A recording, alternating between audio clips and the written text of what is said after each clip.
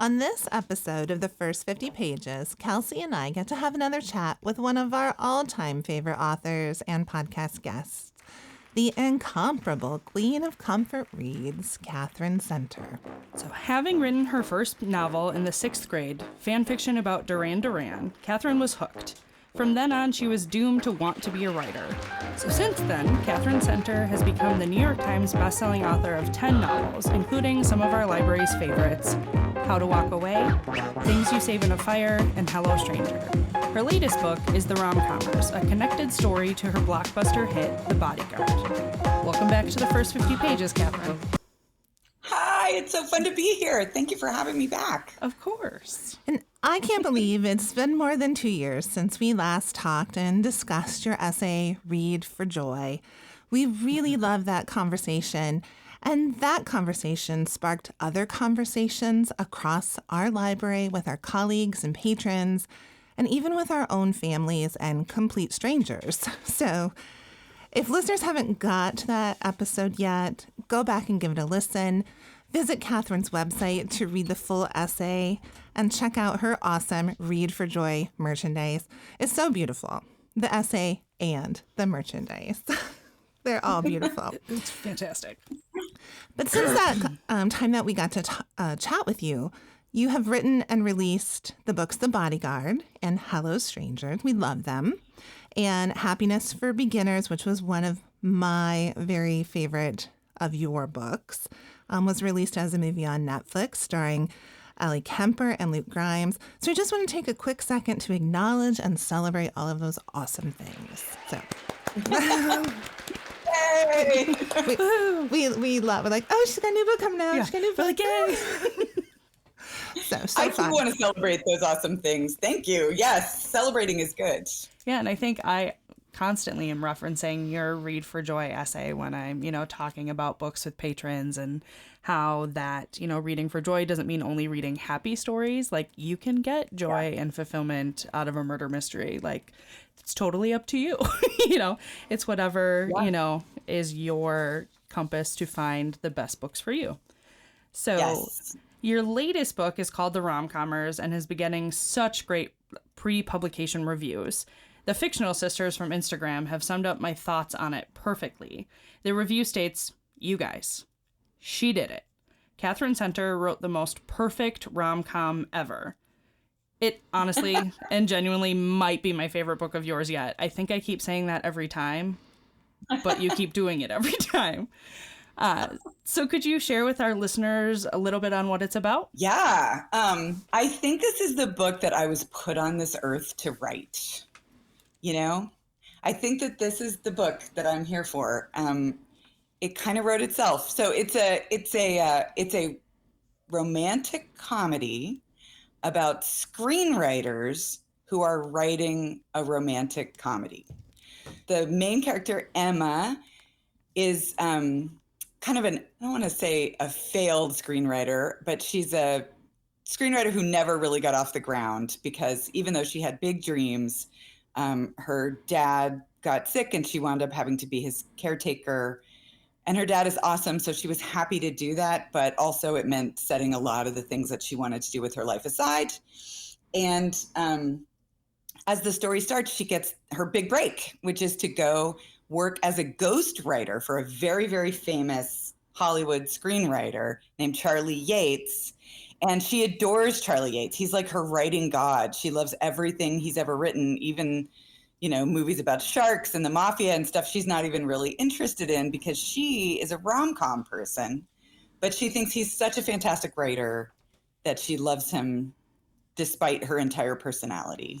She just loves his writing. So she gets to go write with him, uncredited, and rework a screenplay that he's written that is a rom-com, but it's terrible. And that's actually whenever I have to give like a 3-sentence sort of synopsis of the story, that's what I say. I say, he's written a romantic comedy screenplay and it's terrible. She just got hired to fix it. Let the banter begin is kind of my summary. But yeah, so she goes out there to work with him and it's a disaster, but it's a good disaster. He doesn't really want her there. There's a lot of tension early on, but what they find is that they really, their love language is writing. Like they just both really, really love to write, and they wind up writing together and having a great time and falling in love. And that is not a spoiler, that's just something to look forward to. Because as Emma says in the screenplay, in the book, when she's talking about how screenplays work, with romantic comedies, it's never will they or won't they. They will. They will. They definitely will. That's not the story question. The story question is not where are they going, it's how will they get there. And so the way that these two characters get there, for me, is like the sweetest, swooniest, most uplifting, most oxytocin boosting story that I can imagine. And even to this day, like I am clearly my own target audience, because even to this day, I've got the copy edited like PDF on my laptop. And, like if somebody's mean to me in the grocery store or something, or if I'm just having an off day and I'm feeling weird, I will like sneak over to my computer and like open up this PDF and just read a couple of chapters just for a little oxytocin boost. Just the way that these two people banter with each other and tease each other and flirt with each other and push and pull on each other. It just totally lifts me up and just makes me feel so happy. So I really, really love this story. This is like my heart and soul on the page, this book. And I think you are not the only one that this book, that this writing is going to have that effect on, because I felt the same way. I love the dialogue in the book. We were just talking about it. It's sharp. It's fresh. It's it just doesn't feel forced, and it does lift. Like I totally get it. It like reading this book, you want to go back to it. It lifts your spirits if you're having a bad day. I'm like, I just want to go to that book right now because this was a bad day and I need something to lift me up. I totally relate to what you were saying. I loved it too. We both did. Yeah. We thought it was so good. We kind of had to fight over who got to read the pre-pub copy first. We were like, oh. So one of the things that Kelsey and I have figured out that we love to talk about is just the power of story and, the way that it affects, readers. And this, to me, really was a love letter to stories. That's like my favorite thing to think about, read about, study, deep dive into. And it's like, they really are life-changing. They really can be so powerful. They can teach us these deep things that we need to learn in our lives that we don't even necessarily know that we need to learn. They take us sort of to this much deeper place than like the prefrontal cortex. They take us way deep down. And that's my whole thing about trying to find your own compass as a reader, about giving yourself permission to read the stories that you feel drawn to, no matter what your high school English teacher might think about those stories, right? Just giving yourself permission to kind of follow your own compass about the stories that are calling to you. Because I think frequently when you're drawn toward a certain genre or a certain type of story, those stories are speaking to you on a level that's much deeper than consciousness. And they are helping you work through a lot of the sort of tangled questions that we're all constantly working through.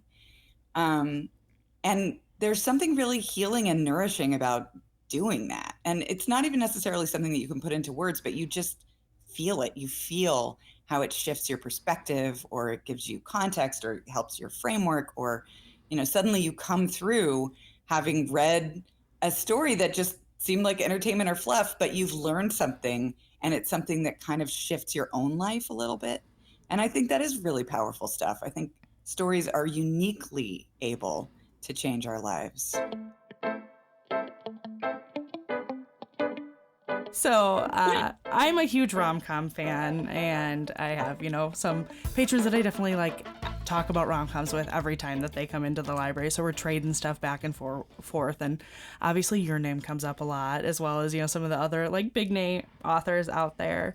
And I love how you centered this story on the folks who craft these love stories for us and illustrate the impact that a great one can, have on us.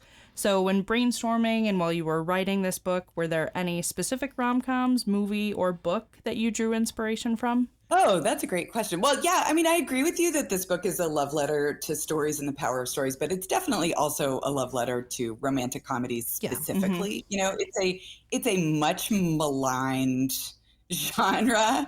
It's, you know, the most eye rolled at, I think, of all of them. It's this thing that I keep trying to do, which is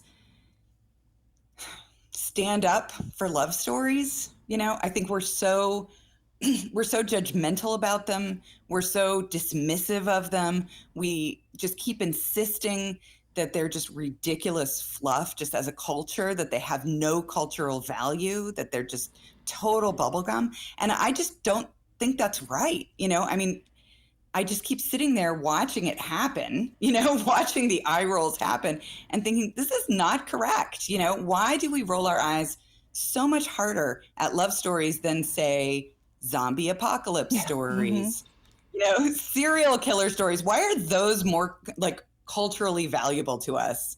You know, why do we insist that human love and human connection and romantic love are more ridiculous than zombies? This is sort of my eternal question. Like, what's going on with us culturally that we keep doing that? We tell a lot of stories in this culture about people doing terrible things. Like, we definitely have that covered. I think we do not do as good of a job of telling stories about people authentically, earnestly trying to do good things. And so that's always what I'm trying to do. I'm a little bit of like a salmon swimming upstream, trying to get that done. So I have to say, so Kelsey loves the rom-com. She does. And I don't gravitate towards them, but I love a good one, right? Like I have really loved your books.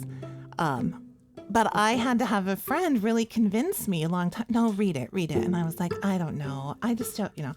I was like, no, read it. And I've been converted ever since, honestly. But the thing I think that is unique about this book is you can take a cynic who, you know, much like Charlie's character, who doesn't necessarily believe in the rom-com or, like you said, validated or just doesn't get it. So you could take a reader who doesn't, you know, I think isn't like, no, I'm not a romance reader, and give them this book. And I really think it might do something to their brain.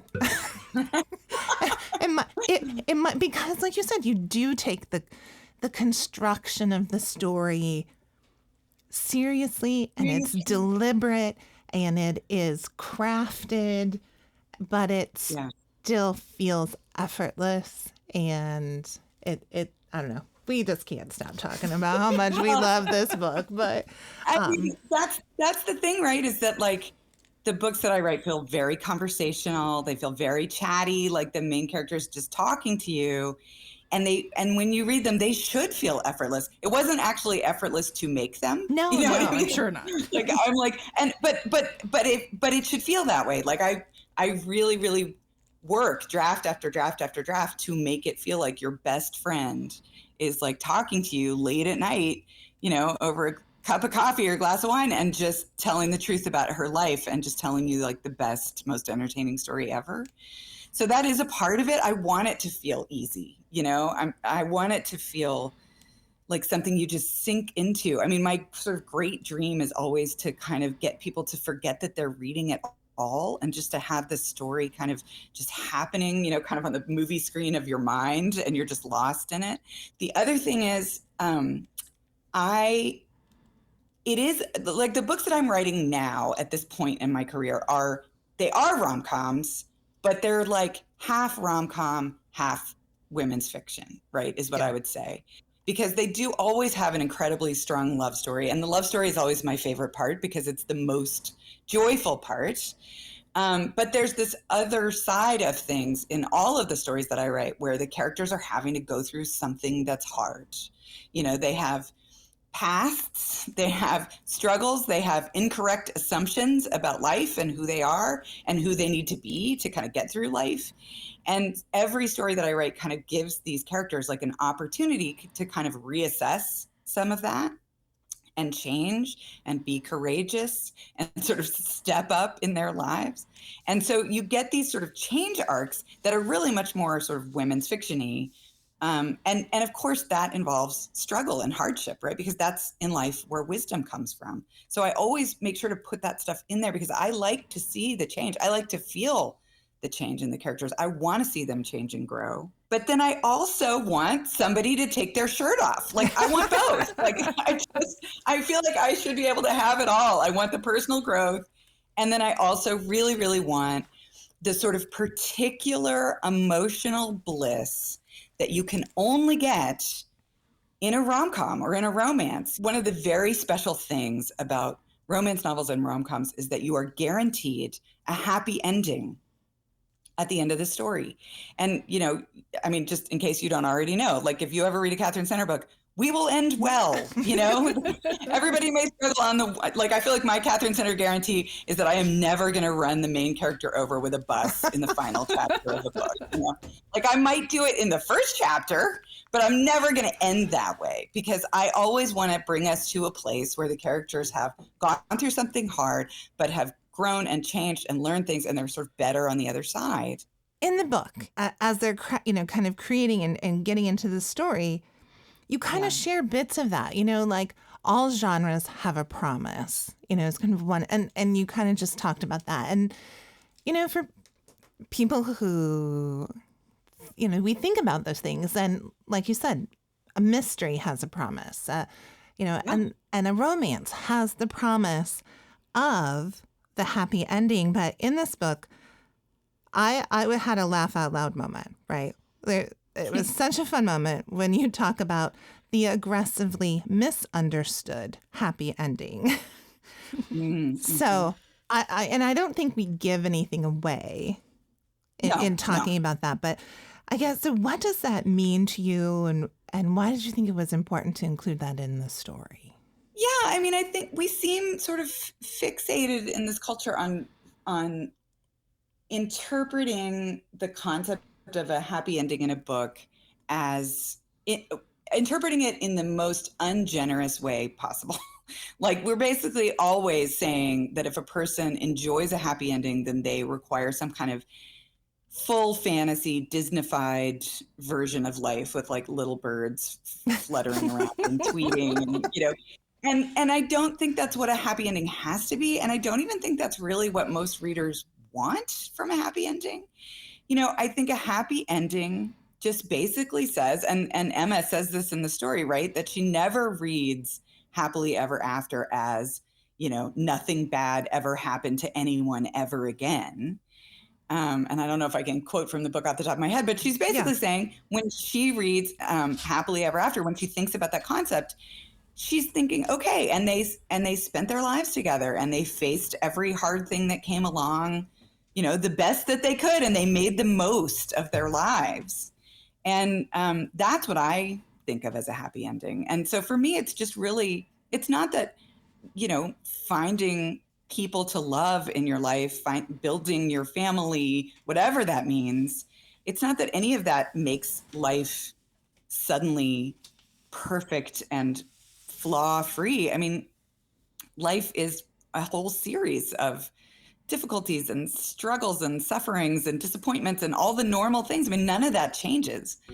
But when you've been able to put a life together for yourself where you're living it fully and you are connected with other people who can support you and look after you and, and cheer for you, then, you have found yourself a happy ending. To me, that's what that means. I think to quote you from the book, like life keeps, or pushing us forward, right? Like we continue moving forward, like even with all of the things that happen. Yeah.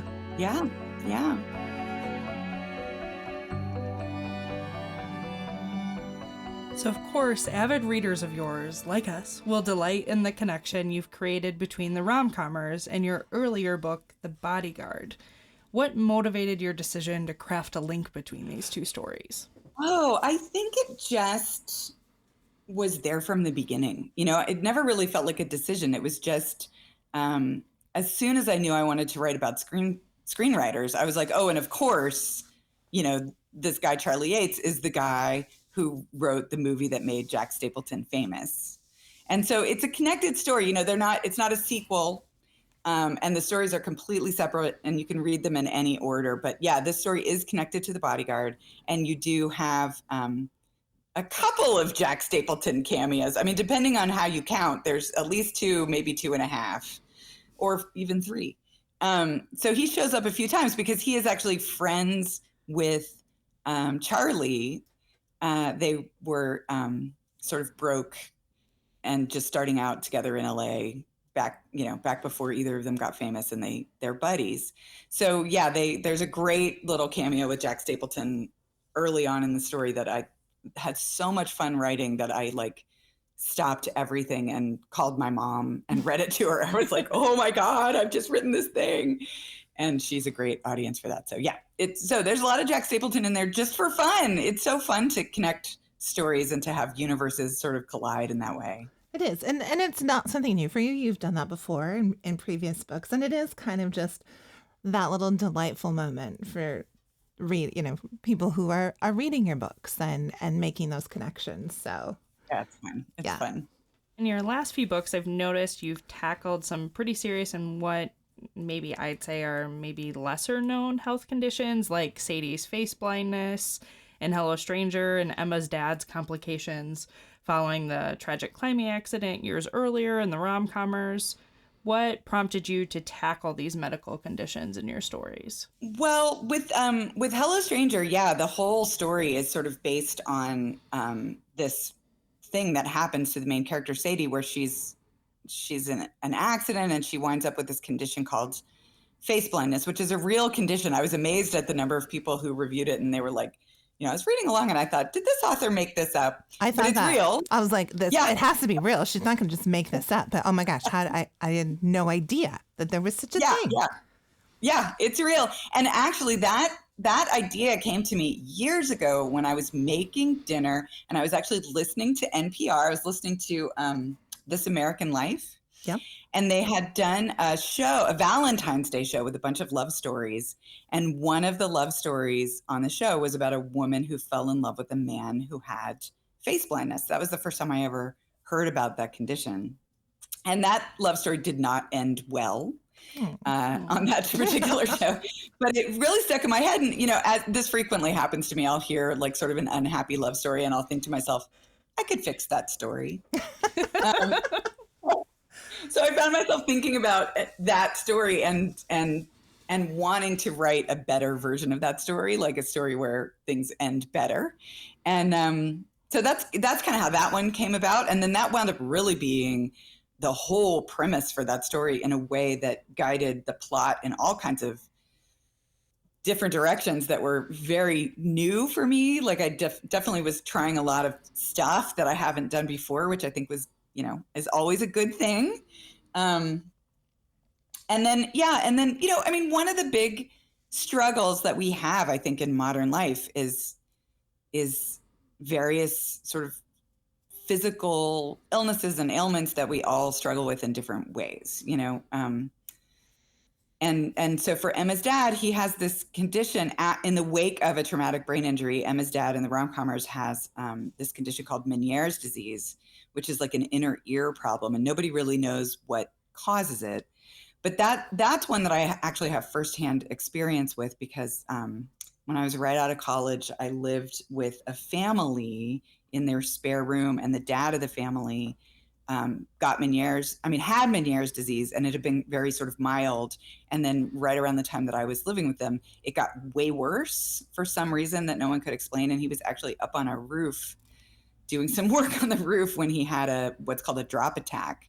And it felt like the whole world just flipped over and he fell off the roof. And so from then on, for the year that I was living there, there was a lot of medical visits and discussions about how to try and curtail all the effects of this condition that he had. So that's one I actually knew about from my own life and had always kind of wanted to write about. And then it seemed to fit for Emma's dad. And I kind of take it as I was reading that it kind of feels like it's another type of grief for readers to learn about, kind of like wishing for what could have been or what was after these medical traumas, that it's another thing but in a safe way in fiction that we're able to, you know, learn how people are coping with grief and loss and trauma. Yeah, I mean, I actually really, I think about that a lot. In fact, I think Emma says something about that, like to the reader in the book, where she's like, I mean, there's this moment, maybe, I don't know, 3 or 4 chapters in, where she's like, okay, now I have to tell you something really sad. She's like, but don't worry, you know, it's everybody's okay now, mostly. Yeah. With obvious exceptions. And then she says something like, but it's, you know, it always makes us better people to, you know, to listen to other people's heartache. And, you know, I really think that it's true that, like, I don't think it's a bad thing for stories to have genuine hardship in them and genuine sadness and genuine grief. I think the struggles in the story make it a more meaningful story. They make it more engaging. They make it matter more. I mean, part of the reason that love matters, love of all different kinds matters in human life, is because life is hard. You know, we all have to do a lot of suffering and a lot of struggling, and having people in your life who can comfort you and make you laugh and make it better is like so essential, right? So these books are always kind of an argument for why love matters in human life. And the struggle is part of making that argument. You know, it's where the wisdom comes from, but it's also partly what makes the story matter.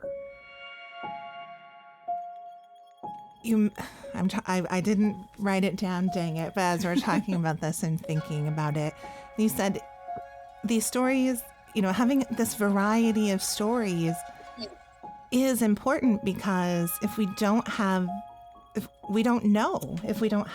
like, you know, we have, you know, it's important to have this range of stories. It's important to have love stories, because we can't imagine them if we don't get to experience them.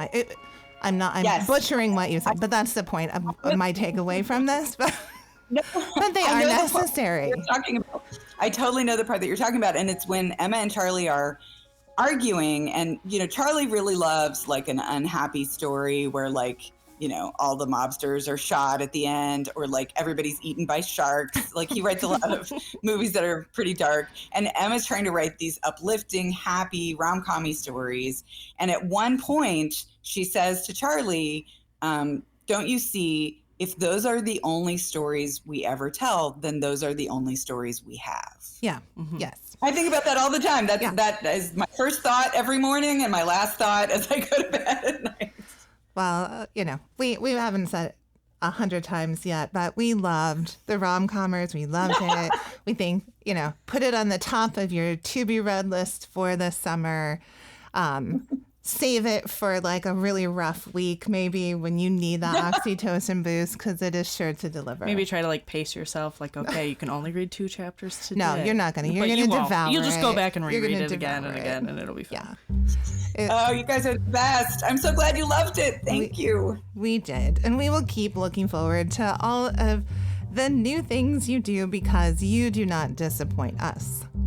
You know, you don't. We know what we're getting, and we are up for it all the time. Thank you guys for letting me come and hang out with you. I wish we could do this every week. It was such a joy. It was. And we can build it into our schedule. Be like, we can't be at the library today. We have to talk with Katherine. Sorry. I know Kelsey and I thought we're just like listening. We're like, oh yeah, we have to ask a question. We're like, oh yeah, we do have questions to ask. We got to keep this going. We can't just listen.